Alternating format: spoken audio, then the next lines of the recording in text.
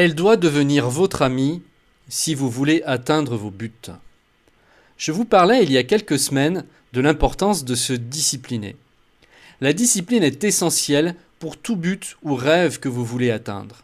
Le mot discipline paraît rebutant, à tort, pour beaucoup, car il renvoie à l'image du travail.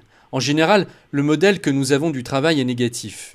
Il n'y a qu'à se pencher un peu sur l'étymologie du mot travail. Voici sa définition. Le mot latin populaire tripalium désignait un instrument d'immobilisation et éventuellement de torture à trois pieux. On appelle encore travail un appareil servant à immobiliser les chevaux rétifs pour les ferrer ou les soigner. Le mot travail désignait autrefois l'état d'une personne qui souffre. Ce sens est toujours utilisé en obstétrique. Il a été étendu ensuite aux occupations nécessitant des efforts pénibles, celles des hommes de peine, puis à toutes les activités de production. Définition provenant du site pressefrancophone.org.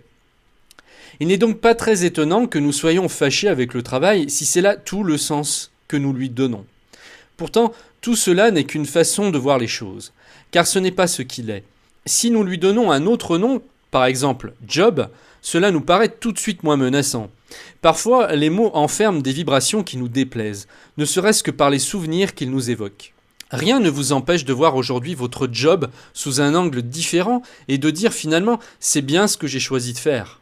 Ce sont mes choix qui m'ont conduit là, et aujourd'hui, de la même manière, je peux choisir de continuer à faire ce que je fais parce qu'au fond, ça me plaît, ou choisir de faire autre chose car effectivement, ça ne me convient plus. Si vous pensez que vous en êtes arrivé là sans l'avoir choisi et que vous ne pouvez rien y faire, réfléchissez-y à nouveau. Un job ne devrait jamais être subi. Un job devrait être soigneusement choisi par vous et non par les lois du marché. Et ce, quel que soit votre niveau d'études, même si les médias vous racontent tous les jours exactement le contraire. Un job devrait vous donner du plaisir. Nous sommes ici pour offrir au monde ce que nous avons de mieux à donner. Chacun a des compétences, des talents, parfois cachés, bien différents. La nature nous a donné une variété incroyable de dons et a éveillé en nous des désirs extrêmement différents. Pourquoi ne pas les suivre ? Vous n'êtes pas du tout obligé de finir sur une voie de garage. Bien sûr, cela nécessite d'être honnête envers soi-même et demande une petite introspection.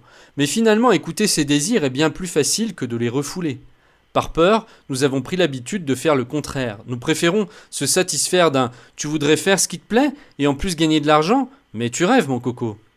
que de prendre le risque d'essuyer un échec ou de réussir, car la réussite fait peur également. Maintenant, revenons à la discipline.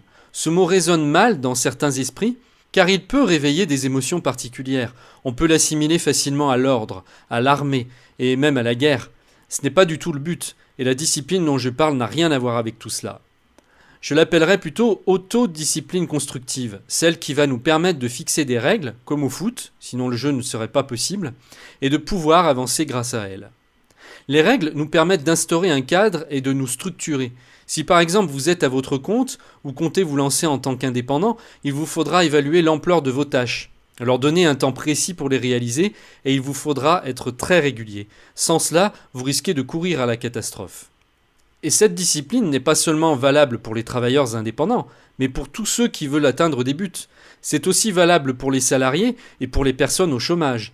Surtout pour ces dernières, je dirais, car elles ont du temps. Gravez cette image dans votre esprit.